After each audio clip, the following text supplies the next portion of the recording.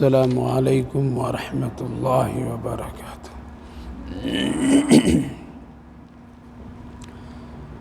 اعوذ باللہ من الشیطان الرجیم، بسم اللہ الرحمن الرحیم۔ ان الذین فرقوا دینہم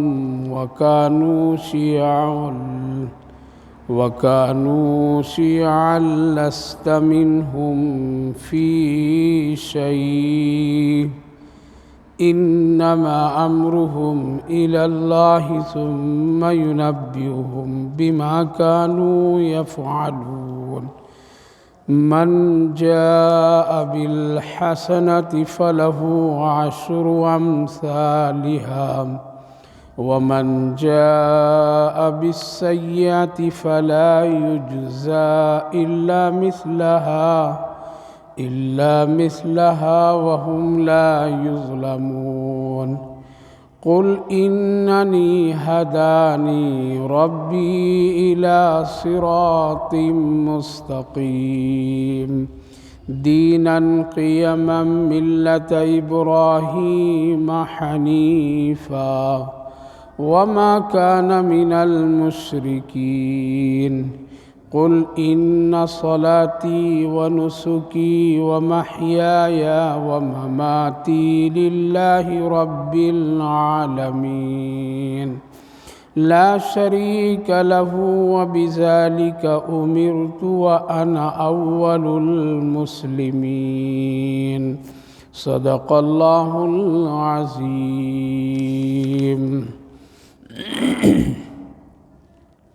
ان الذين فرقوا دينهم وكانوا شيعا لست منهم في شيء انما امرهم الى الله ثم ينبئهم بما كانوا يفعلون۔ بے شک جو لوگ دین میں تفرقہ ڈھونڈتے ہیں اور پھر ٹکڑے ٹکڑے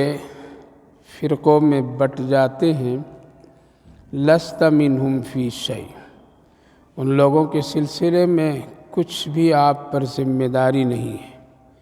انما امرہم الی اللہ، ان لوگوں کے معاملات اللہ کے حوالے ہے، پھر اللہ تعالیٰ بیان کر دے گا ان لوگوں کے اختلاف کے سلسلے میں جو کچھ وہ لوگ کرتے تھے۔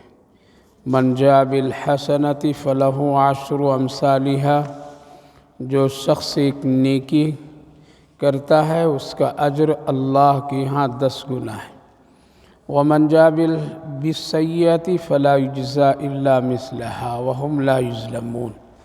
اور جو شخص گناہ کوئی برائی کرتا ہے ایک تو اس کا بدلہ اسی کے مطابق ہے، اللہ تعالیٰ ان لوگوں پر ظلم نہیں کرتا ہے۔ پیاری ماں و بہنوں، اللہ رب العالمین کا شکر، اس کا احسان کہ اللہ تعالیٰ نے آپ سب کو قرآن کریم کی اس بابرکت مجلس میں شرکت کی توفیق مرحمت فرمائی ہے۔ اللہ تعالیٰ قبول فرمائے، آخرت کے لیے نجات کا ذریعہ بنائے۔ گزشتہ تفسیر کی مجلس میں یہ بات سامنے آئی تھی جس کا حاصل یہ تھا کہ نیکی کے کام کرنے کے لیے کسی چیز کا انتظار مت کرو، اور کوئی غیر غلط مطالبات اس عمل کے لیے مت کرو، جیسا پہلے کے لوگ کیا کرتے تھے کہ نہیں فرشتے کو دیکھیں گے تب ہم ایمان لائیں گے، فلاں چیز کو دیکھیں گے تب ہم اللہ پر یقین اور قرآن پر یقین کریں گے، یا یہ ہو جائے گا تو پھر ہم کوئی نیکی کا کام کریں گے، ایسا آپ کر دیجئے تب ہم نیکی کا کام کریں گے۔ نہیں، ایسا نہیں سوچنا چاہیے اور نہیں کرنا چاہیے۔ اللہ نے ہم سب کو اس دنیا میں نیکی ہی کرنے کے لیے، عبادت ہی کرنے کے لیے پیدا کیا ہے، اور وہی ہم سب کا خالق اور مالک ہے۔ عبادت صرف نماز ہی کی شکل میں نہیں ہوتی ہے، بلکہ عبادت تجارت میں بھی ہے، نیکی تجارت میں بھی ہے، ماں باپ کی خدمت میں ہے، شوہر بیوی کے تعلقات اور حسن سلوک اور اس کی بہتر زندگی میں بھی ہے، بچوں کی پرورش کرنے میں بھی نیکی ہے، عبادت ہے، کسی کے ساتھ ہمدردی، خیرخواہی، امداد کرنے میں بھی نیکی ہے، تعلیم حاصل کرنا بھی ایک نیکی ہے۔ تو جتنی ضروریات کی چیزیں ہماری زندگی میں ہوتی ہیں اور پیش آتی ہیں، ان سب میں اگر اللہ کے لیے اور اللہ کے رسول کے بتائے ہوئے مطابق کام کیا جائے تو ہمارا چلنا اٹھنا، کھانا پینا، کاروبار، تجارت، سب میں نیکیاں اللہ نے رکھ دیا ہے۔ اس لیے انتظار آدمی کو نہیں کرنا چاہیے کہ ایسا ہوتا تب ہم نیکی کا کام کرتے، یہ ایک شیطانی دھوکہ ہے۔ اس وقت جو آیت کریمہ میں پڑھا ہوں، اس میں اللہ تعالیٰ نے ان لوگوں کی طرف اشارہ فرمایا کہ بہت سارے ایسے لوگ ہیں جو لوگ ہمیشہ دین میں کوئی فرقہ بندی اختیار کرتے ہیں اور ڈھونڈتے ہیں، ہمیشہ کوئی نہ کوئی شوشہ، کوئی نہ کوئی دین میں غلط بیانی، غلط طریقہ، راستہ ڈھونڈتے رہتے اور نقص نکالتے رہتے ہیں، اور پھر وہ ان فرقوں میں وہ تبدیل ہو جاتے ہیں، اور وہ پھر یہ کہتے ہیں کہ یہ میری جماعت، یہ تیری جماعت، یہ میرا کام، یہ میرا مسلک، یہ تمہارا مسلک۔ بہت سارے ایسے لوگ ہیں جو صحیح نہج سے، صحیح راستے سے، صراط مستقیم سے ہٹ کر کے وہ اپنی خواہشات، اپنی مرضی یا اپنے کسی دنیاوی غرض و مفاد کی خاطر وہ ٹکڑوں میں جماعتوں اور ساتھ ساتھ فرقہ بنا لیتے ہیں۔ اللہ تعالیٰ نے نبی کریم علیہ الصلاۃ والسلام سے اس وقت فرمایا تھا کہ آپ چھوڑ دیجئے ان لوگوں کی جو لوگ تفرقہ بازی کرتے ہیں دین میں جو لوگ نقص نکالتے ہیں، اور نقص نکال کر کے وہ لوگ الگ الگ اپنی جماعتیں اور اپنی شناخت بناتے ہیں، ان کو چھوڑ دیجئے، ان کا معاملہ اللہ کے حوالے کر دیجئے۔ کل قیامت کے دن جب یہاں آئیں گے تب ہم ان کو بتا دیں گے کہ تم کس طرح سے فرقہ بندی اور تمہارا عمل دنیا کا کتنا صحیح، کتنا حق اور کتنا اچھا تھا۔ اس آیت کریمہ کے ضمن میں علماء کرام مفسرین لکھتے ہیں کہ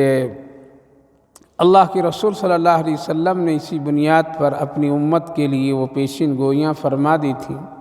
کہ جس طرح سے بنی اسرائیل کے لوگ، پہلی امت کے وہ لوگ جو لوگ تفرقوں میں بٹ گئے، قبیل و خاندان میں دین کو تقسیم کر لیے، ہماری امت میں بھی لوگ اسی طرح کریں گے۔ جو کام اس وقت کے لوگ کیے ہیں دین میں خلط ملط، بڑھانا گھٹانا، میری امت میں بھی لوگ اسی طرح سے دین میں بڑھانا اور دین کے کاموں میں گھٹانا، دین میں رسم و رواج اور بدعتوں کو لانا اور داخل کرنا ہماری امت میں بھی لوگ کریں گے، لیکن صحیح راستہ وہی ہوگا جو میرا راستہ ہے اور میرے صحابہ کا ہے۔ اسی لیے نبی کریم علیہ الصلاۃ والسلام نے یہ 73 فرقوں کی طرف اشارہ فرما دیا تھا، اور آپ نے فرمایا کہ قیامت تک 73 فرقے بنیں گے، 72 فرقوں میں ایک ہی وہ فرقہ ہوگا جو پھر نجات پانے والی جماعت ہوگی اور حق والی جماعت ہوگی۔ لہٰذا اس کی نشاندہی کے سلسلے میں صحابہ کرام رضوان اللہ عنہم اجمعین نے پوچھا، یا رسول اللہ، وہ فرقہ، وہ جماعت جو کامیاب ہوگی اور جن کے لیے جنت مقدر ہوگی، جو لوگ صحیح کام کریں گے، ان کی نشانیاں کیا ہیں، ان کی پہچان کیا ہوگی، ان کی شکلیں کیا ہوگی؟ آپ صلی اللہ علیہ وسلم نے ایک چھوٹے سے جملے میں اشارہ فرما دیا اور یوں فرمایا، علیکم بسنتی وسنت الخلفاء الراشدین والمہدیین، یعنی وہ طریقہ جو میں جس پر ہوں اور میرے خلفاء ابو بکر، عمر، عثمان و علی جن طریقوں اور راستوں پر ہوں گے، بس وہی نجات کا راستہ ہوگا، وہی جنت کا راستہ ہوگا، وہی اللہ اور اس کے رسول کا راستہ ہوگا۔ لہٰذا یہ پہچاننا بہت آسان ہو گیا۔ آج میری ماں بہنوں، اس وقت میں سینکڑوں فرقے ہیں ہمارے اور آپ کے سامنے، سینکڑوں قسم کے لوگ ہیں، اور دین میں بڑھا کر کے، سنت میں بڑھا کر کے بہت ساری چیزوں کا اضافہ کر بیٹھے ہیں، اور ہر ایک آدمی اپنے آپ کو حق اور اپنے آپ کو صحیح سمجھتا ہے، لیکن اللہ کے رسول صلی اللہ علیہ وسلم نے ایک کسوٹی، ایک پہچاننے کا ایک مشین، ایک آلہ اور ایک چیز عطا فرما دی، اور وہ ہے وہ سنت رسول صلی اللہ علیہ وسلم، صحابہ کرام رضوان اللہ عنہم اجمعین کی زندگی اور ان سب کی اعمال، خصوصاً خلفائے راشدین، یہ سب کی زندگی اور طریقے سے ہم کو پہچاننے میں بڑی آسانیاں ہوتی ہیں اور ہوگی۔ لہذا جو لوگ رسول اللہ صلی اللہ علیہ وسلم کے طریقے پر عمل کریں گے، بس وہی کام حق پر ہوگا اور کام کرنے والا حق پر ہوگا، اس کے علاوہ ساری چیزیں بدعتوں میں شامل ہوگی، گناہوں میں شامل ہوں گے، نجات اس کے لیے نہیں ہوگی۔ آج بہت ساری چیزوں میں دیکھیے ہم لوگ کتنی چیزوں کو بڑھا دیتے ہیں، نماز میں بھی بہت سارے لوگ بہت ساری چیزوں کو اضافہ کر دیتے ہیں، معاملات میں بہت ساری چیزوں کو جائز ناجائز بنا دیتے ہیں، شادی اور بیاہ میں کتنی بدعتوں کو ہم لوگ اپنی طرف سے شامل اور ضروری اس کو بنا لیتے ہیں، اور اس کو اس کے کیے بغیر ہم لوگوں کا دل مطمئن نہیں ہوتا ہے، اور ہم لوگ یہ صاف کہہ دیتے ہیں کہ یہ باپ داداؤں سے چلتا آ رہا ہے، ہم کو اس کو کرنا ہے اور اسی میں ہم کو اچھا ہے۔ یہی ہے وہ دین میں اضافہ، یہی ہے فرقہ بندی، یہی ہے وہ تفرقہ۔ اسی طرح سے بہت ساری ایسی عبادات ہیں، معاملات ہیں، جس کی عقیدے ہیں، جس میں لوگ اضافہ کر بیٹھے ہیں اور اپنی طرف سے بہت ساری چیزوں کو اس میں داخل کر دیے ہیں، جس میں ایک فرقہ بن جاتا ہے۔ ہاں البتہ یہ چار جو مشہور فرقے ہم اور آپ سمجھتے ہیں، سنتے ہیں، حنفی، شافعی، مالکی، حنبلی، یہ برحق ہے، یہ فرقہ نہیں ہے، بلکہ یہ ایک دین سمجھنے کے لیے اور دین کے کاموں پر عمل کرنے کے لیے اللہ کی جانب سے رسول اللہ صلی اللہ علیہ وسلم کی سیرت پاک کی روشنی میں اور آپ کے احکامات کی روشنی میں یہ طریقے الگ الگ ہیں۔ یعنی آپ صلی اللہ علیہ وسلم نے ایک چیز کو کئی طریقے سے آپ نے ادا فرمایا، ان میں سے صحابہ کرام رضوان اللہ عنہم اجمعین نے کسی نے ایک کو اختیار کیا، کسی نے دوسرے طریقے کو اختیار کیا، اسی چیز کو ائمہ کرام یعنی حضرت امام ابو حنیفہ، امام شافعی، امام احمد بن حنبل، امام مالک علیہ الرحمہ نے امت کے لیے اور مزید آسانیاں پیدا کر کے پیش کر دیے۔ تمہارا دل چاہے تو یہ بھی عمل کر لو، یہ بھی عمل کر لو، یہ بھی عمل کر لو، یہ سب صحیح ہے، لیکن اس کے علاوہ اگر اب تم بڑھاؤ گے اور اس میں کچھ اضافہ کرو گے تو وہ چیزیں بدعت بنے گی، وہ چیز شرک میں کہیں کوئی چیز نہ داخل ہو جائے، گناہ میں داخل نہ ہو جائے۔ لہٰذا فرقہ بندی، تفرقہ بندی اور اس کے ساتھ ساتھ اپنے کو حق پر سمجھنا، یہ سمجھ لیجئے کہ یہ گمراہی اور ضلالت کی کھلی ہوئی نشانیاں ہیں۔ ہمارے اور آپ کے لیے نمونہ ہے رسول اللہ صلی اللہ علیہ وسلم کی زندگی۔ آپ جو کام کیے ہیں، آپ کے صحابہ کرام رضوان اللہ عنہم اجمعین جو قریب سے دیکھیں اور کیے ہیں، بس وہی چیز صحیح ہے۔ اسی لیے اللہ نے اپنے رسول کو پوری امت اور پوری انسانیت کے لیے ایک آئینے کی شکل کے طور پر میں آپ کی زندگی کو بنا کر کے دیا۔ ہم کو جو کچھ کرنا ہے پہلے اس آئینے سیرت میں دیکھنا پڑے گا اور پھر وہاں سے حاصل کرنا پڑے گا، تب وہ کام صحیح ہوں گے۔ اسی لیے آقا کریم صلی اللہ علیہ وسلم کے وہ واقعہ بہت ہی مشہور ہے کہ آپ صلی اللہ علیہ وسلم کی خدمت میں ایک موقع پر ایک مجلس میں ابو جہل آیا تھا اور آ کر کے کہا تھا کہ اے محمد صلی اللہ علیہ وسلم، آج آپ کا چہرہ بہت ہی بدصورت معلوم ہو رہا ہے، دیکھنے کا دل نہیں چاہتا ہے، پہلے تو بہت اچھا لگتا تھا لیکن آج بہت بدصورتی چہرے پہ نظر آ رہی۔ آپ صلی اللہ علیہ وسلم نے فرمایا، ابو جہل جو کچھ کہہ رہے ہو بالکل صحیح کہہ رہے ہو، بیٹھنا ہے تو بیٹھ جاؤ اور جانا ہے تو چلے جاؤ۔ وہ کہہ کر کے توہین کر کے گستاخی کر کے وہاں سے وہ نکل پڑا۔ تھوڑی دیر کے بعد حضرت سیدنا صدیق اکبر رضی اللہ عنہ تشریف لائے، آپ نبی کے سامنے کھڑے ہوئے اور کہا، یا رسول اللہ آج آپ بڑے خوبصورت نظر آ رہے ہیں، آپ کے چہرے مبارک پر بڑی عجیب نورانیت ہے، دل چاہتا ہے کہ دیکھتا رہوں دیکھتا رہوں۔ آپ صلی اللہ علیہ وسلم نے فرمایا، ابو بکر جو کچھ تم نے کہا بالکل صحیح کہا، بیٹھ جاؤ۔ بیٹھ گئے۔ صحابہ میں سے کسی نے پوچھا یا رسول اللہ بات سمجھ میں نہیں آئی، آپ اس کو بھی حق بول دیے اور ابو بکر صدیق رضی اللہ عنہ کو بھی حق بولا، معاملہ کیا ہے؟ جبکہ سوال الگ الگ ہیں، کیفیت الگ الگ ہے، سوال کرنے والا پوچھنے والا الگ الگ نوعیتوں سے آپ سے سوال کیا ہے، لیکن جواب آپ دونوں کو حق، تو کیا ابو بکر بھی حق اور ابو جہل بھی حق؟ نبی کریم علیہ الصلاۃ والسلام نے فرمایا ایسا نہیں، بلکہ اللہ نے مجھ کو اپنی امت کے لیے ایک آئینے کی طرح بنایا ہے۔ میری زندگی میں، میری ظاہر اور باطن میں، میرے چہرے میں آ کر کے ابو جہل جو دیکھا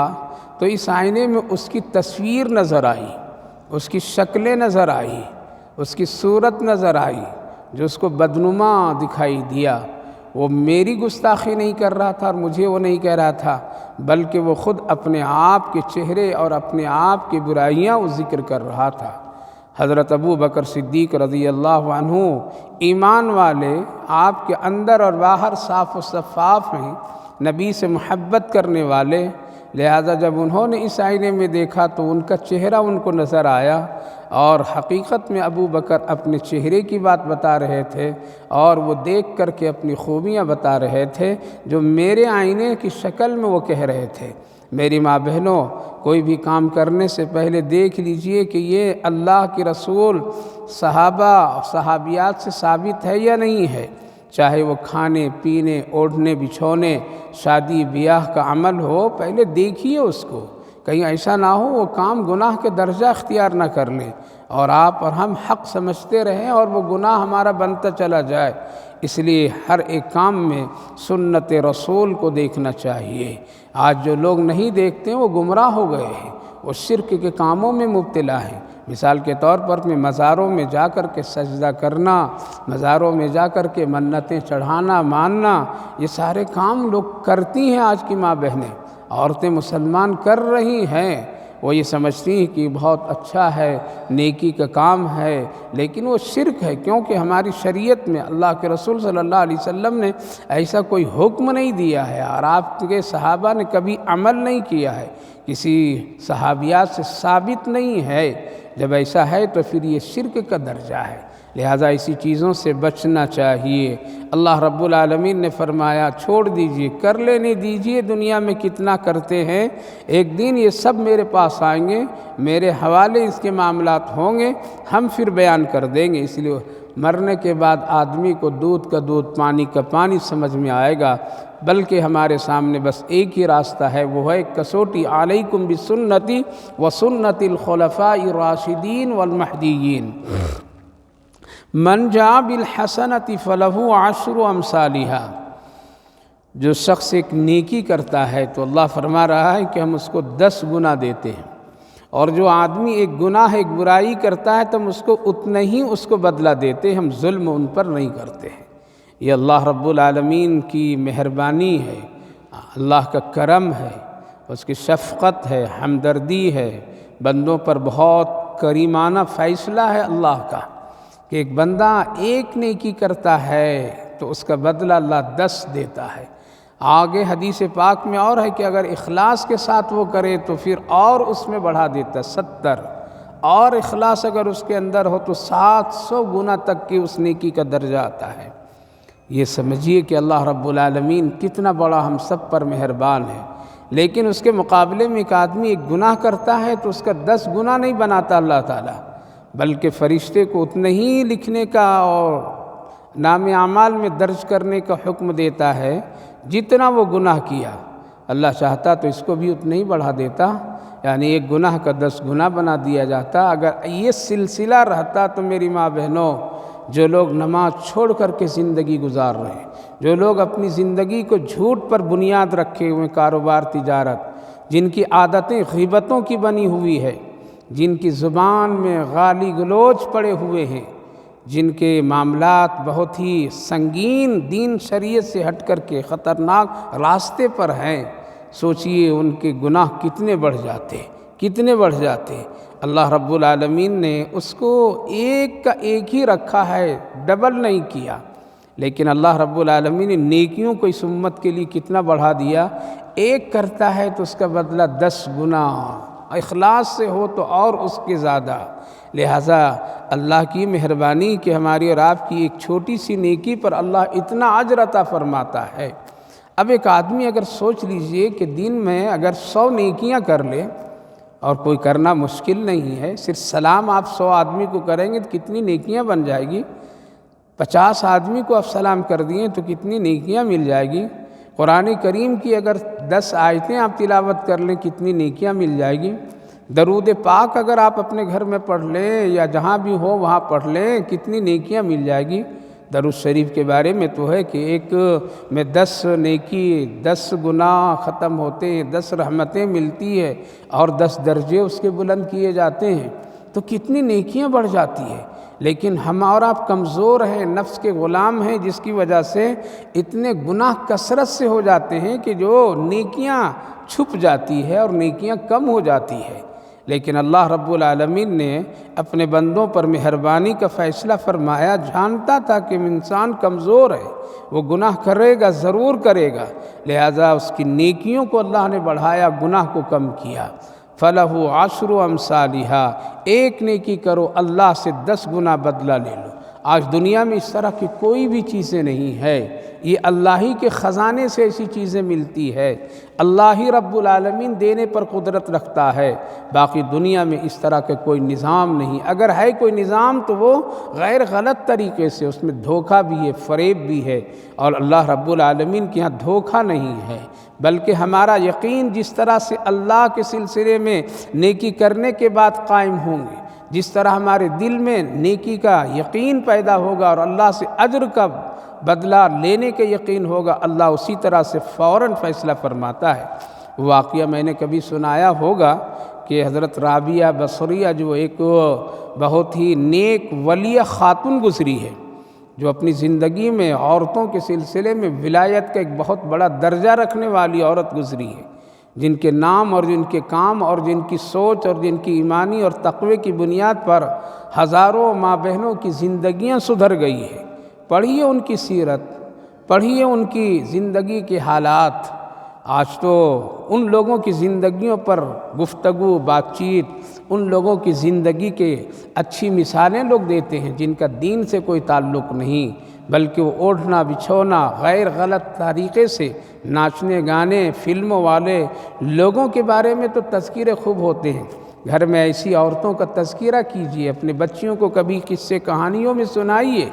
حضرت رابعہ بصریہ جو بہت ہی زیادہ ولیہ متقیہ پرہیزگار خاتون گزری ہے، جن کا نام ہے، اور وہ ہمیشہ کہا کرتی تھی اگر مردوں میں ولی کوئی بن سکتا ہے تو عورتوں میں بھی کوئی ولیہ بن سکتی ہے، اور ان کے ٹکر میں حضرت حسن بصری انہی کے جگہ پر میں اسی علاقے میں ہے، تو ان کے مقابلے میں رابعہ بصری اسی علاقے میں ہے، دونوں کا نام چرچے میں ہو۔ عورتیں ان سے اصلاح لیا کرتی تھی اور مرد حضرات حضرت حسن بصری سے اصلاح کی زندگی اختیار کیا کرتے ہیں۔ میری ماں بہنوں، میں یہ کہہ رہا ہوں کہ نیکی کیجیے اور بدلہ اللہ سے لینے کے یقین رکھیے،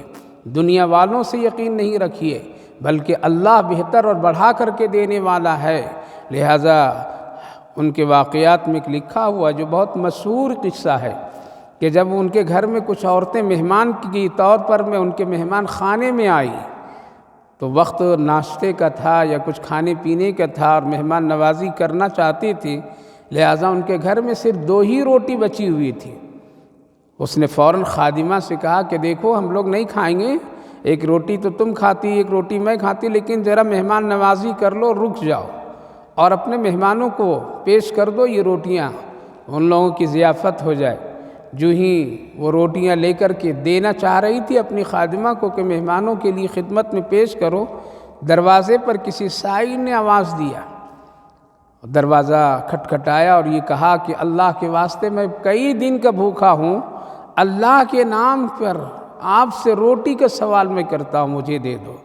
لہٰذا مہمانوں کو دینے کے بجائے فوراً وہ 2 روٹی حضرت رابعہ بصری نے اس فقیر اور ضرورت مند کو دے دیتی ہے۔ کہا کہ اب چلو مہمان نوازی بعد میں کر لیں گے، اللہ انتظام کر دے گا تو کریں گے، نہیں تو نہیں کریں گے۔ تھوڑی دیر گزرنے کے بعد ایک شخص دروازے پر کھٹکھٹایا، آواز دیا، اور آواز دینے کے بعد میں کہا کہ آپ کے لیے کچھ روٹیاں تحفے میں لے کر کے میں آیا ہوں۔ دروازہ کھولتی ہیں تو روٹیوں کی ایک بڑی تعداد ملتی ہے۔ کس نے بھیجا؟ بعض لوگوں نے فرمایا حسن بصری کی طرف سے آپ کے لیے روٹیاں آئی ہیں۔ وہ نوجوان پیش کیا تو حضرت رابعہ بصری نے روٹی کو گننے لگی اور گنتے گنتے 19 روٹی پا گئی۔ 19 روٹی دیکھتی ہے تو کہنے لگی نوجوان شاید تم غلط جگہ پہ آ گئے ہو، یہ میری روٹیاں نہیں ہیں اور میرے لیے شاید نہیں وہ بھیجے ہیں، کسی اور کے لیے بھیجا ہو، تم غلط جگہ پہ آ گئی، اس کو لو واپس اور جاؤ پھر پوچھ کر کے وہاں پہنچاؤ جہاں ان کی مرضی ہے دینے کا، لہٰذا یہ میری روٹی نہیں۔ نوجوان کہنے لگا نہیں آپ ہی کے لیے بھیجا، میں خوب اچھی طرح جانتا ہوں، آپ کو بھی جانتا ہوں ان کو بھی جانتا ہوں، میں غلطی پر نہیں ہوں، ہم صحیح جگہ روٹی لے کر کے آئے ہیں اور آپ ہی کے لیے آپ کے نام سے انہوں نے بھیجا ہے، اس لیے آپ اس کو رکھ لیجئے۔ وہ کہنے لگی کہ نہ یہ میری روٹی نہیں، اس کو تم واپس لے کر کے چلے جاؤ، لیکن وہ بضد ہے نوجوان نہیں، یہ آپ ہی کی، آپ اس کو رکھیے، اور ادھر یہ لینے کے لیے تیار نہیں ہے، کہا یہ میری روٹی نہیں ہے۔ جب دونوں میں بات بڑھتی ہے تو نوجوان نے پوچھا آخر رابعہ بصری ماں یہ بتاؤ کہ تم اتنی ضد اور یقین کے ساتھ کیسے کہہ رہی ہے کہ یہ ہماری روٹی نہیں، جبکہ ہم جان رہے ہیں کہ یہ تیرے لیے بھیجا گیا ہے؟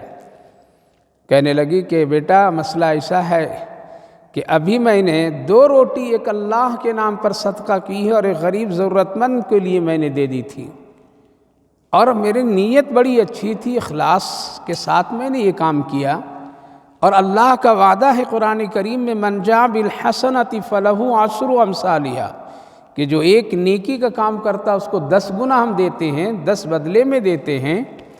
تو میں نے 2 روٹی جب اللہ کے نام پر دی ہے تو بدلے میں تو 20 روٹی آنی چاہیے تھی، 19 روٹی کیوں ہے؟ ہماری یقین میں کمی نہیں، ہمارے اخلاص میں کمی نہیں ہے، ہم انسان سے بدلہ لینا نہیں چاہ رہے تھے، ہم تو اللہ ہی سے بدلہ مانگ رہے ہیں، اسی پر یقین ہے، تو یہ 19 روٹی ایک کم کیوں کر دیا اللہ تعالیٰ نے؟ کیا کمال درجے کا یقین! آج تو ہمارے دلوں میں یقین ہے ہی نہیں، ہم خود نماز سے پڑھ کر کے اٹھتے ہیں یقین نہیں ہوتا ہے، دعا کر کے اٹھتے ہیں دعا پر یقین نہیں ہے، اس لیے ہم سب دنیا دار خواہشات کے غلام، یقین کے ساتھ اللہ سے مانگیے، یقین کے ساتھ اللہ کے دین کے کام کیجئے، یقین کے ساتھ میں ہر ایک نیکی کو کیجئے، جس کو بزرگوں نے بڑوں نے یوں کہا کرتے تھے نیکی کرو اور دریا میں ڈالو، یعنی بدلہ اللہ ہی سے، دنیا والوں کی تعریف میں مت رکھو کہ یہ میری تعریف کرے گا، یہ مجھے اچھا کہے گا، اس لیے ہمیشہ اللہ کے لیے نیکی اور اسی سے بدلہ۔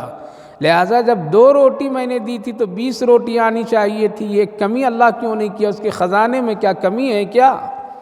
نوجوان رو پڑا اور روتے ہوئے کہا رابعہ بصری ماں مسئلہ ایسا ہے کہ مجھے بھوک لگی تھی، میں آتے آتے 1 روٹی کھا لیا، ورنہ یہ روٹی تو 20 روٹی تھی، ہم نے کھا لیا بھوک کی وجہ سے، معاف کر دیجئے مجھے، 20 روٹی تھی۔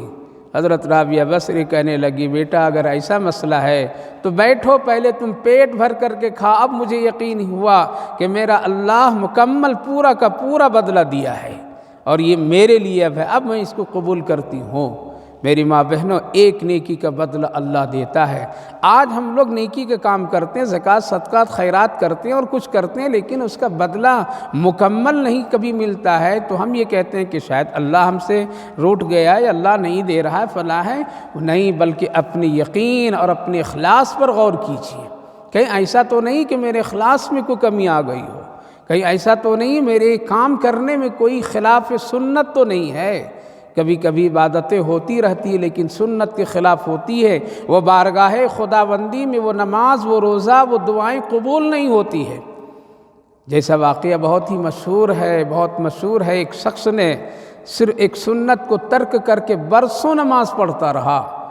ایک موقع پر میں کسی نے دیکھ کر کے کہا کہ اللہ کے ولی نے کہ یہ آدمی اتنی محنت سے نماز پڑھتا ہے کہ زمین پر اس کے ہاتھ پاؤں کے نشانے پڑے ہوئے ہیں، کتنے بہترین یہ عبادت کرتا ہے۔ غیب سے آواز آئی ابھی اس کی ایک عبادت قبول نہیں کیا ہوں میں نے۔ پوچھا بھائی کیسی نماز پڑھتے ہو جو تمہاری عبادت ابھی تک قبولیت کے آثار نہیں نظر آ رہے ہیں، جبکہ یہ ساری چیزیں یہاں موجود ہے۔ زمین بھی گواہی دے رہی، مصلی بھی گواہی دے رہا ہے، تیرے جسم کے اعضاء میں گواہیاں موجود ہیں، شہادتیں موجود ہیں، تم بہت عبادت کرتے ہو۔ کہا کہ کر رہا ہوں جیسا مجھے آ رہا ہے، جیسا آ رہا ہے، کرنا میرا کام ہے، قبول کرنا اللہ کا کام ہے۔ خیب سے پھر آواز آئی، یہ کام تو کر رہا ہے لیکن میرے محبوب کی سنت کے خلاف کام کر رہا ہے۔ جب یہ سنت کی پابندی کر لے گا تو اس کی عبادتیں اپنے آپ قبول ہو جائے گی۔ لہٰذا آج میری ماں بہنوں، ہم لوگ بہت سارے ایسے کام کرتے ہیں، نہیں یہ ہمارے حضرت جی نے کہا، یہ ہمارے بڑے نے کہا، یہ ہمارے باپ داداؤں سے ایسا چلا آ رہا ہے۔ ارے نبی سے بھی بڑھ کر کے کوئی اور ہے، قرآن سے بھی بڑھ کر کے کوئی اور ہے، کوئی اور نبی سے بڑھ کر کے کوئی حضرت جی ہیں کہ ان کے طریقے پر ہم چلیں گے۔ ہاں اگر ان کا طریقہ سنت کے مطابق ہے تب تو الحمدللہ، اور اگر ان کا طریقہ سنت کے خلاف ہے، رسول اللہ صلی اللہ علیہ وسلم صحابہ کی زندگی سے خلاف ہے، تو پھر وہ طریقہ ٹھیک نہیں ہے، اور پھر وہ عبادت قبول نہیں ہوتی ہے، دعائیں قبول نہیں ہوتی ہے، پھر آدمی انتظار میں رہتا ہے، مایوس ہو جاتا ہے۔ اس لیے ہم کو اور آپ کو فوراً بدلہ ملنا مشکل ہو جاتا ہے۔ لہذا اخلاص کے ساتھ جب آدمی کوئی نیکی کا کام کرتا ہے، من جاء بالحسنۃ فلہ عشر امثالھا، اللہ کے خزانے میں کسی چیز کی کمی نہیں ہے۔ نیکی کیجیے اخلاص کے ساتھ میں، انشاءاللہ ان نیکیوں کا بدلہ دنیا میں اگر نہیں تو آخرت میں ضرور ملے گا، ضرور ملیں گے۔ فلہ عشر امثالھا ومن جاء بالسیئۃ فلا یجزی الا مثلھا، اور جو آدمی ایک گناہ کرتا ہے تو اللہ تعالیٰ اتنا ہی اس کو بدلہ دیتا ہے، گناہ کا بدلہ بڑھا کر نہیں دیتا ہے۔ قرآن کریم میں دوسری جگہ اللہ رب العالمین نے ایک موقع پر فرمایا کہ اے میرے بندو، تم ہم سے بڑی جلدی بدظن ہو جاتے ہو، یعنی عبادت کوئی کرتے ہو، کوئی نیکی کا کام کرتے ہو، دعائیں کرتے ہو، مجھ سے مانگتے ہو، اور فوراً اگر ہم نہیں دیتے تو تم بدظن ہو جاتے ہو اور ہم سے تم کترانے لگتے ہو، مایوس ہو جاتے ہو۔ لیکن سوچو، جس طرح تم ہم سے نیکی کا بدلہ جلدی جلدی مانگتا ہے، اگر میں تیرے گناہوں کا بدلہ بھی جلدی جلدی دے دوں تو تم بچ سکتے ہو؟ لہٰذا بے نمازی بستر سے اٹھ نہیں سکتا تھا، جھوٹ بولنے والے کی زبان اگر اللہ فوراً پکڑ لیتا تو بولنا مشکل ہو جاتا، غیبت کرنے والے کے گناہ پر اللہ فوراً پکڑتا تو قسم خدا کی زبان توتلی ہو جاتی، بند ہو جاتی، بول نہیں سکتا انسان۔ لیکن اللہ ڈھیل دیتا ہے، گناہوں پر بھی ہم کو اور آپ کو ڈھیل دیتا ہے، ہم گناہ کرتے چلے جاتے ہیں، اللہ کھلا بھی رہا ہے، پلا بھی رہا ہے، زندگی کی ساری ضروریات پوری کر رہا ہے، عزت کے ساتھ راستے پر نکل بھی چلتے ہیں۔ یہ سب کیا ہے؟ اللہ کا ایک نظام ہے کہ ہم اگر تیری نیکیوں پر فوراً اجر نہیں دیتے ہیں، تیری مانگی ہوئی دعاؤں کو فوراً قبول کر کے فیصلہ نہیں فرما دیتے ہیں، تو دیکھو ذرا دوسرا رخ بھی ہے تو کتنا گناہ روز کرتا ہے۔ اگر روزانہ کی گناہ ہم تمہارے پکڑنے لگیں تو پھر تم ایک لمحہ بھی بچ نہیں سکتے ہو۔ اس لیے اللہ کتنا بڑا مہربان ہے کہ ایک گناہ پر ایک ہی بدلہ، لیکن اب یہ نہیں سوچنا چاہیے کہ اس میں بدلہ کم ہے تو لہٰذا گناہ کر لیں، ہم گناہ بڑھا لیں ہم۔ یہ بہت ہی خطرناک سوچ ہے۔ جب اگر یہ سوچ آ جائے اور یہ دل میں یہ بات آ جائے جیسا کہ آج ہم لوگ کرتے ہیں، نہیں ابھی وقت ہے جوانی کا، گناہ کر لیں، بڑھاپے میں توبہ کر لیں گے، ابھی وقت اور موقع ہے، میرے سامنے ایسے حالات ہیں، ہم ایسا ابھی کر لیں گے تو کیا ہوگا، آگے چل کر کے توبہ کر لیں گے، آگے چل کر کے پاک صاف ہو جائیں گے، ابھی ہے موقع، ابھی ذرا کر سکتے ہیں، بعد میں ہم ٹھیک ہو جائیں گے۔ نہیں، یہ شیطانی دھوکہ ہے، یہ شیطانی خیالات ہے، اس سے آدمی کے دل اور دماغ بدلتا چلا جاتا ہے۔ دوسری بات، علماء کرام لکھتے ہیں اس آیت کریمہ کے ضمن میں، ایک آدمی ایسا ہے کہ ایک نیکی کے کام کرنے کے لیے سوچا، لیکن اس کے پاس میں اس کے وسائل نہیں ہیں، اس کے پاس میں اس کی طاقت نہیں ہے۔ مثال کے طور پر میں ایک آدمی ایک غریب کی مدد کرنا چاہتا ہے، ایک نیکی کے کام ہے، لیکن اس کے پاس میں خود نہیں ہے، لیکن دل میں ایک نیکی کا کام بیٹھا لیا ہے کہ اگر ہوتا ایسا تو میں ضرور کرتا۔ دینے والا لینے والا اللہ ہے، لہٰذا وہ نیکی وہ نہیں کر سکا اپنی زندگی میں، حدیث پاک میں ہے، اللہ کے رسول صلی اللہ علیہ وسلم نے فرمایا کہ اس بندے کو 10 گنا اللہ بڑھا کر کے نیکیاں عطا فرمائے گا، اور آخرت میں اللہ تعالیٰ فرمائے گا تم نے ایک نیکی کے بارے میں سوچا تھا لیکن تم کر نہیں سکا، اور کر کیسے سکتے تھے جب تک کہ ہم تجھے کرنے کی توفیق نہیں دیتے، تمہارے لیے وسائل پیدا نہیں کرتے۔ اے بندہ تم نے کیا نہیں، لیکن تیری نیت اچھی تھی، تیری سوچ اچھی تھی، تم نے ارادہ پکا سچا کر رکھا تھا، چلو اس کے بدلے میں دیکھو یہ تجھے نیکیوں کا اجر عطا کر رہا ہوں۔ تو ایک آدمی نیکی کے بارے میں صرف سوچتا ہے لیکن وہ کرتا نہیں ہے، تو اللہ اس نیکی کو 10 گنا بڑھا کر کے اس کو دیتا ہے۔ مثال کے طور پر میں ایک آدمی کی نیت یہ ہوتی ہے کہ کاش کہ میرے پاس میں پیسے ہوتے تو میں بھی حج کر لیتا،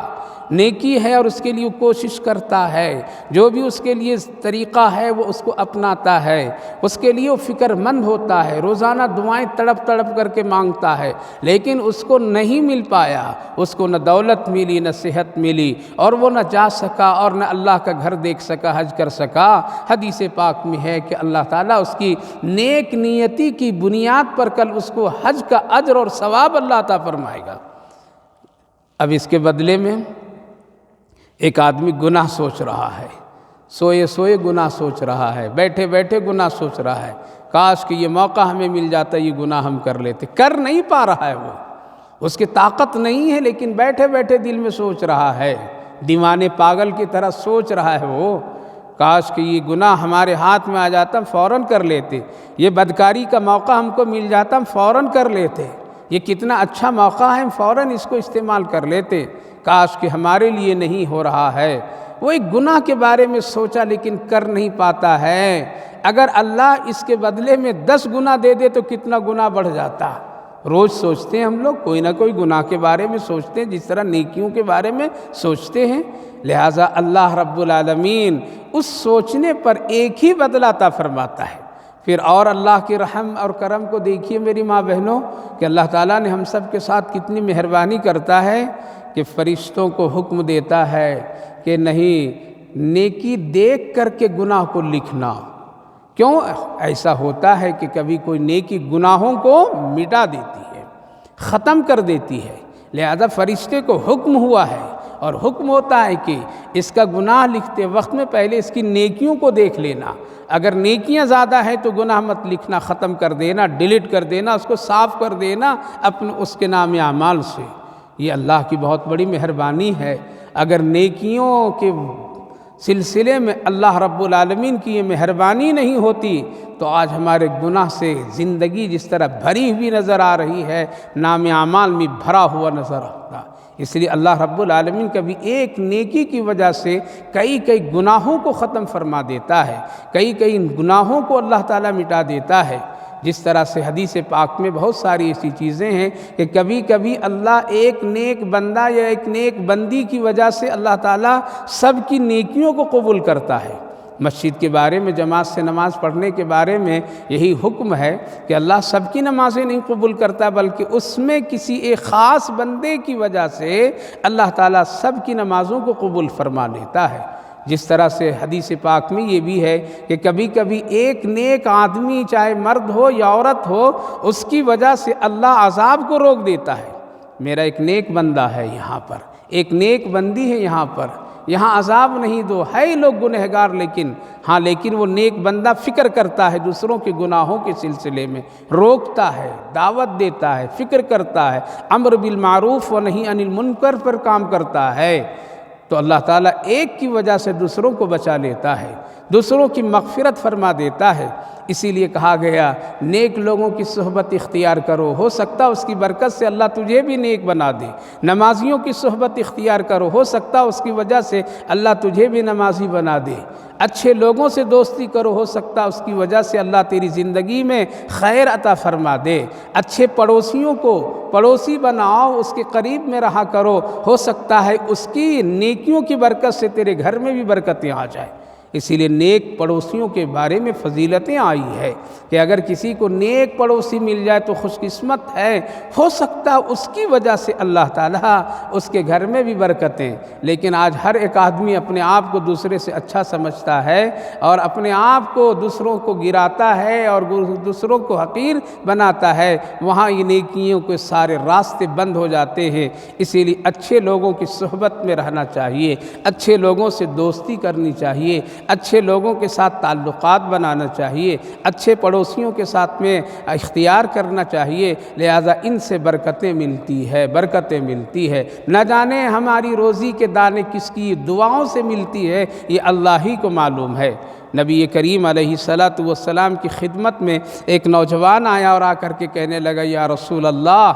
ہم کماتے ہیں اور میرا ایک چھوٹا بھائی ہے، شادی شدہ ہے لیکن وہ کماتا نہیں، گھر میں بیٹھا رہتا ہے۔ اللہ کے رسول اس کو بلا کر کے ذرا نصیحت فرما دیجئے، جس طرح میں روزی روٹی کے لیے گھر سے باہر مزدوری کے لیے نکلتا ہوں، محنت کرتا ہوں، اللہ کے رسول وہ بھی نکلیں تاکہ ہمارے ساتھ وہ مددگار ہو جائے اور وہ بھی کچھ کھانے کمانے کے لائق بن جائے۔ اللہ کے رسول صلی اللہ علیہ وسلم تھوڑی دیر کے بعد یوں ارشاد فرمائیں، دیکھو جو تم کو اللہ روزی دے رہا ہے اسی کی برکت سے روزی دے رہا ہے۔ آج کتنے علماء کی دعائیں، بزرگوں کی دعائیں، ماں باپ کی دعائیں، اچھے لوگوں کی دعاؤں کی برکت سے آج انسان کی زندگی خیر کے ساتھ ہے، ورنہ اتنی برائیاں، اتنے گناہ، اتنے حالات ہیں کہ بچنے کا کوئی راستہ نہیں تھا۔ اس لیے ہمیشہ اپنے دلوں میں نیکی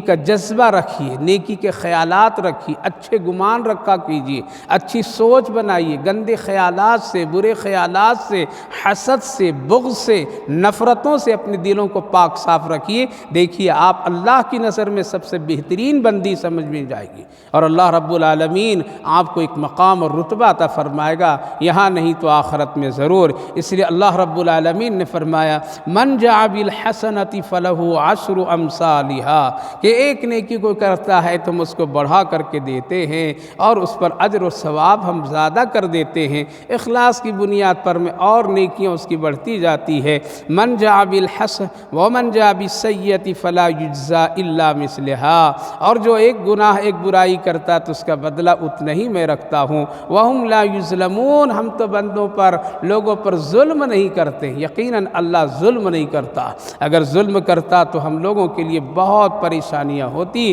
وہ معاف کرنے والا، وہ غفور الرحیم، وہ رحم کرنے والا، ارحم الراحمین ہے، وہ حلیم ہے، وہ لطیف ہے، وہ بہت ہی شفقت اور کرم کرنے والا، حنان و منان بھی ہے۔ اس لیے میری ماں بہنوں، اللہ سے اچھا گمان رکھیے اور دین اور شریعت اور سنت کے مطابق اپنی زندگی کو گزارنے کی کوشش کیجیے۔ قل اننی ہدانی ربی الی صراط مستقیم، اے میرے محبوب صلی اللہ علیہ وسلم، نبی کو اللہ نے یوں فرمایا، آپ کہہ دیجئے لوگوں سے، آپ صاف صاف کہہ دیجئے، تم مانو یا نہ مانو، ہم تو بس سیدھے راستے ہی پر ہیں جو اللہ نے مجھے صراط مستقیم عطا فرمایا۔ جو حکم اللہ نے دیا اسی پر ہم رہیں گے، جس کی ہدایت اللہ نے مجھے کر دی اسی پر رہیں گے، یہی سیدھا راستہ ہے، اس سے ہم ہٹیں گے نہیں، اس سے کٹیں گے نہیں، اس کی وجہ سے ہم ادھر ادھر ہوں گے نہیں۔ سیدھا راستہ اہدنا الصراط المستقیم، اور وہی راستہ جس پر اللہ نے چلنے کا حکم دیا اور نبی چل کر کے بتائیں، عمل کر کے بتائیں، صحابہ صحابیات چل کر کے عمل کر کے بتائیں، میری ماں بہنوں وہی سیدھا راستہ ہے۔ اسی لیے رسومات سے، بدعات سے، شادی بیاہوں میں خرافات سے اور ان سارے حرکتوں سے بچیے۔ اس لیے آگے جو آیت آ رہی ہے بڑی عجیب و غریب ہے، تفصیل ہے اس میں انشاءاللہ اگلے ہفتے میں اس پر گفتگو کروں گا کہ آدمی اپنی خواہشات کی وجہ سے کتنا نقصان اپنی آخرت کا کر لیتا ہے اور دین میں کتنی ملاوٹیں کر دیتا ہے، شریعت اور سنت سے ہٹ کر کے زندگی گزارتا ہے، لوگوں کو خوش کرتا ہے، اس لیے یہ میرا بن جائے، یہ میرا کام آ جائے، لیکن اللہ فرمائے کوئی کام نہیں آئے گا، جس کی تفصیلات ہے۔ خلاصہ یہ ہے میری ماں بہنوں، فرقہ بندی سے بچیے، اختلافات سے بچیے،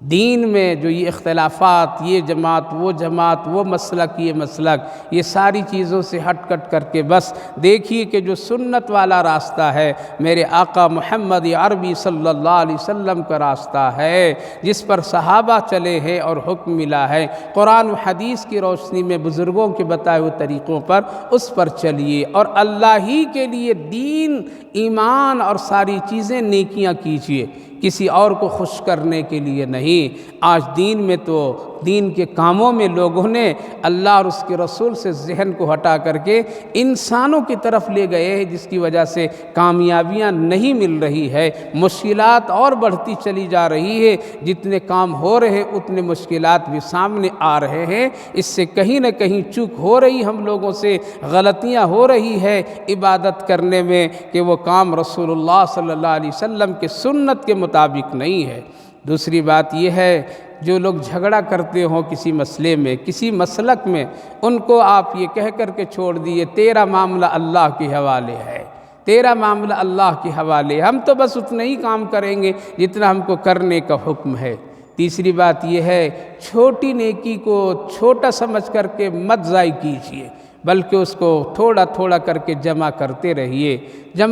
رہیے، وہی آخرت میں پہاڑ جیسی نیکیاں بن جائے گی اور اس پر اللہ بہت اجر عطا فرماتا ہے۔ چوتھی بات یہ ہے کہ جو نیکی کریں وہ اس کا بدلہ اللہ ہی سے چاہیے، اللہ ہی کو خوش کرنے کے لیے کیجیے۔ جو حکم ہے شوہر کی اطاعت، فرما برداری، بڑوں کی فرما برداری، گھر میں خوشحالی، بچوں کی صحیح دینی تربیت، یہ سب نیکی کا کام ہے، اللہ کے لیے اس کو خوب اچھی طرح سے کیجیے۔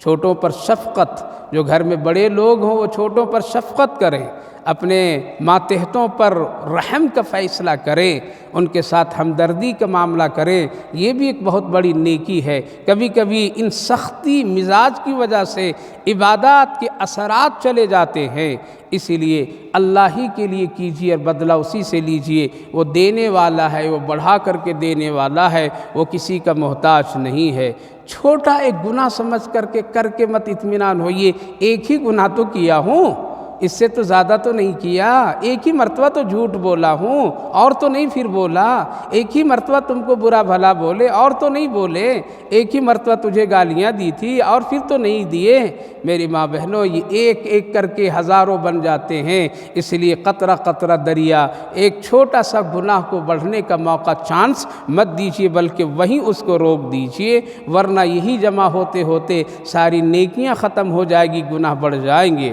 اور سب سے آخری بات، ہمارا طریقہ رسول اللہ کا طریقہ ہے اور وہی طریقہ سیدھا راستہ ہے جس کو ہمارا نماز میں صراط مستقیم کی دعا کے ذریعے سے مانگتے ہیں۔ اللہ آپ کو بھی دین کی سمجھ، فہم عطا فرمائے اور صحیح دین اور صحیح طریقے پر ہم سب کو چلنے کی توفیق عطا فرمائے، آمین یا رب العالمین۔ اللہم صلی علی سیدنا نبینا حبیبنا مولانا محمد وبارک وسلم علیہ۔ اللہم ربنا آتنا فی الدنیا حسنۃ وفی الآخرۃ حسنۃ وقینا عذاب النار۔ اے اللہ، ہم سب بہت بڑے گنہگار ہیں، جتنے گناہ کی شکلیں ہیں اللہ، ہم لوگوں سے کبھی نہ کبھی وہ سارے گناہ ہوتے آ رہے ہیں۔ اے رب کریم، یقیناً آپ بہت بڑے مہربان ہیں، فضل کرم کرنے والے۔ اے اللہ، ہم سب کے چھوٹے بڑے گناہوں کو معاف فرما دیجیے۔ اے اللہ، چھوٹی نیکی ہو یا بڑی ہو کرنے کی توفیق نصیب فرمائیے۔ زندگی کے قیمتی وقت برباد اور بیکار ہونے سے بچا لیجیے۔ اے اللہ، اپنی مرضی پر ہم سب کو زندگی گزارنے کی توفیق نصیب فرمائیے۔ دنیاوی خواہشات ناجائز سے ہم سب کی پوری حفاظت فرمائیے، اسی سے ہم لوگوں کے لیے گمراہیاں پیدا ہو جاتی ہے۔ اللہ، بھٹک جاتے ہیں، شیطان ہمیشہ ہم سب کو غلط راستے پر لے جانے کے لیے وہ تیاریاں اور کوششیں کرتا ہے۔ ہم لوگ کمزور ہیں ایمان و عمل تقوی کے اعتبار سے، اس کے حوالے اور اس کے شکار ہو جاتے ہیں۔ اے اللہ، ہم سب کی پوری حفاظت فرما۔ فرمائیے، پوری پوری حفاظت فرمائیے، رحم فرمائیے، بچی کچی زندگی کو نیک بنا دیجیے، اچھی بنا دیجیے۔ اے اللہ نیکی کی توفیق نصیب فرما دیجیے۔ یا ارحم الراحمین، اس مجلس قرآن کو بے حد قبول فرمائی، اتنی ماں بہنیں آئیں سب کی حاضری کو قبول فرمائی، سب کی زندگیوں میں خیر اور برکت نصیب فرمائی، دنیا سے بھی زیادہ بہتر آخرت بنا دیجیے۔ اے اللہ اس کا بدلہ خوب عطا فرمائے۔ قرآن کریم کے ایک ایک حرف سننے سمجھنے پر اللہ اپنی شان کے مطابق اور اپنی کتاب کی شان کے مطابق ہم سب کو اجر عظیم عطا فرمائیے۔ سب کی پریشانیوں، بیماریوں، تکلیفوں، مصیبتوں، غموں، فکروں کو دور فرما دیجیے۔ جو بیمار ہیں صحت و شفا نصیب فرمائیے، صحت مندوں کو سلامتی نصیب فرمائیے، جو لوگ دنیا سے جا چکے ہیں ان سب کی مغفرت فرمائیے۔ ہماری ان دعاؤں کو اپنے فضل و کرم رحمتوں سے قبول فرمائی۔ صلی اللہ علی النبی وعلی آلہ وسلم۔ سبحان ربک رب العزت عما یصفون وسلام علی المرسلین والحمد للہ رب العالمین۔